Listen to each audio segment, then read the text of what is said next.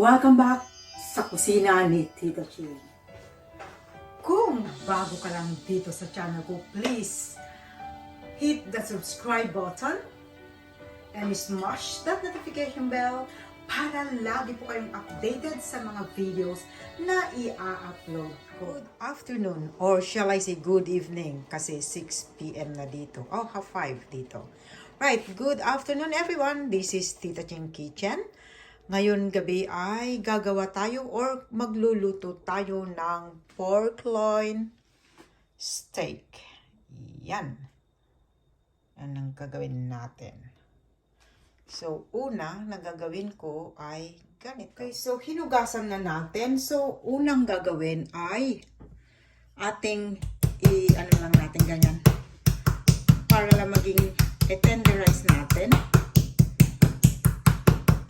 Bago natin ibabad.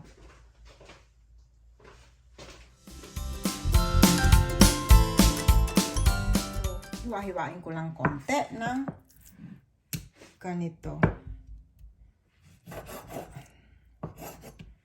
Tatlo.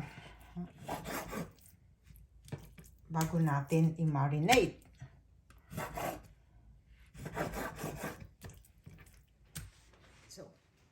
Cut natin yung ating lemon juice kasi kailangan natin ng about 3 tablespoons of lemon juice. So, gawin natin para mas madami makukuha mo na juice dito.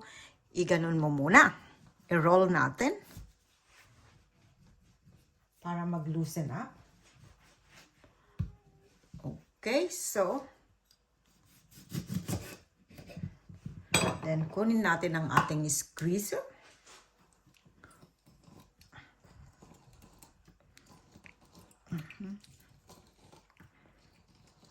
I really like the smell of lemon. Yan. Okay. Alright, so tablespoon ang laman, 2 tablespoon ang laman nito, okay. Yan. So I need 1 more tablespoon. My freebies, soy sauce from the Asian shop, so yun ang gagamitin ko. Yeah, so ito lang po ang ating gagamitin na marinating sauce. So we got the 3 tablespoons of lemon juice, 3 tablespoons of soy sauce,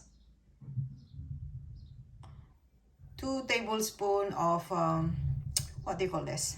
Oyster sauce. 1/2 teaspoon of tenderizing meat, 1 teaspoon of ground black pepper, and 1 teaspoon of brown sugar. So, i-mix na natin lahat ito, guys. So, kuha tayo ng bigger bowl. Dito natin i-mix lahat.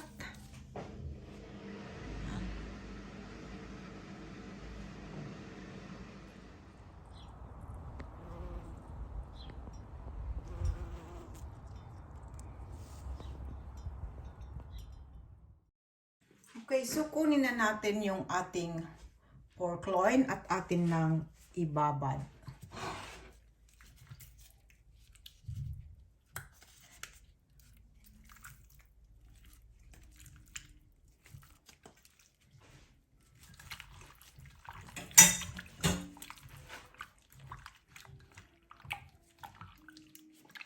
Okay. So, ibababad ko lang ito siguro about an hour or so para mas malasa. So, ilagay lang na, takpan natin ng cling film at ilalagay ko na sa fridge. And I'll be back an hour or so. Okay? See you later, guys. Sa akin, gusto mo aking mahal. Itanong mo sa akin, sa'yo pwede magkatagal. Guys, so After 24 hours na pagbabad sa ating pork loin, lulutuin na natin. Ginawa kong 24 hours guys para malasang malasa. Yan. Yan. At ito yung ating ibang ingredients. Yan. Oil na panggisa. Yung ating onion rings. Yung ating tawag dyan, garlic. Knorr seasoning. Of course, water, 2 cups. Beef cubes. At ang ating chili. Yung chili guys is optional. Nasa inyo yan kung gusto nyo. Okay, so umpisahan na natin magluto. Turn on na natin.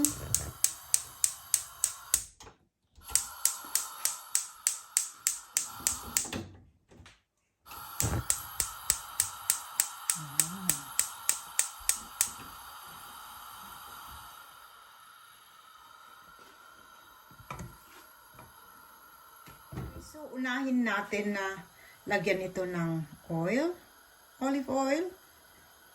Ang gamit ko. Pero nasa sa inyo yan kung anong gusto nyo. And then, atin lang igigisa yung ating onion rings. Kasi, ayan, pang-garnish din natin mamaya. Ang iba. Okay?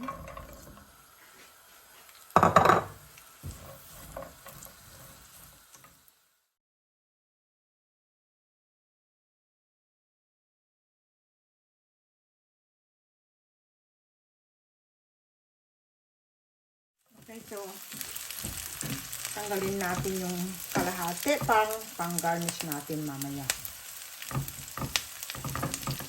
Uh-oh.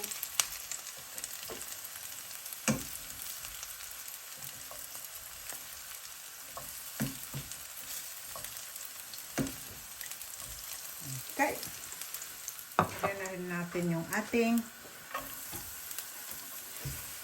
bawang.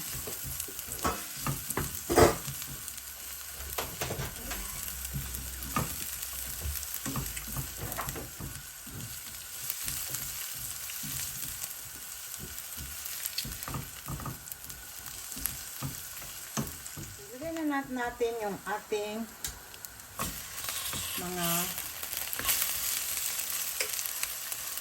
mga pork loin.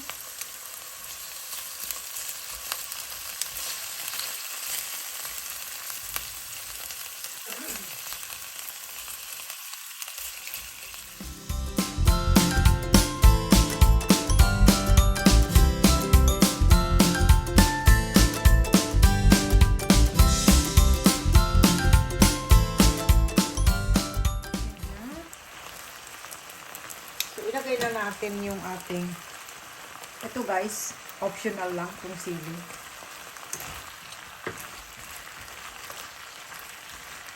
Konti lang naman eh. Para may konting, konting kick.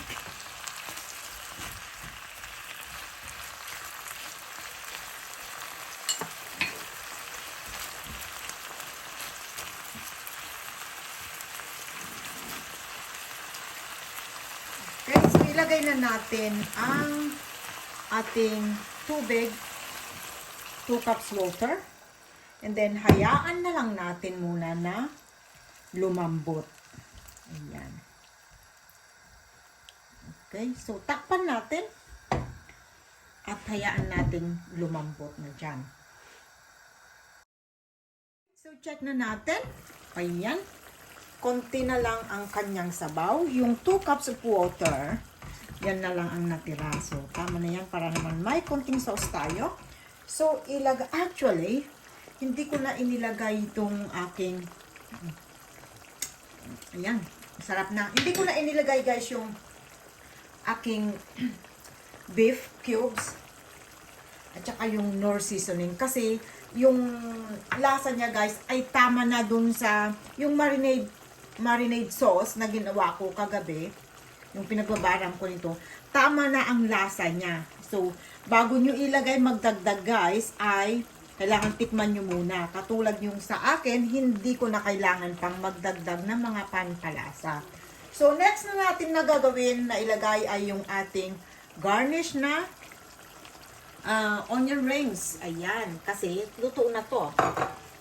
Ayan. Ayan. At saka kanina, yung ating inilagay na konting chilies, inalis ko kasi nung tikman ko, medyo maanghang na. Baka hindi magustuhan nung ating mga kasama sa bahay.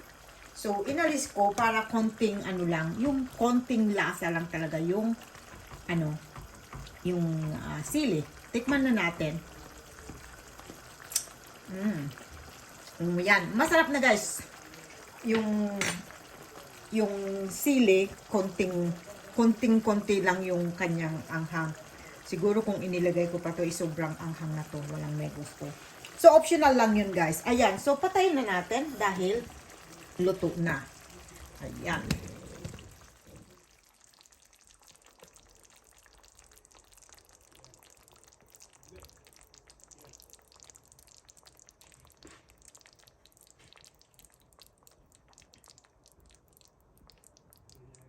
Atin nang ilipat sa ating serving tray.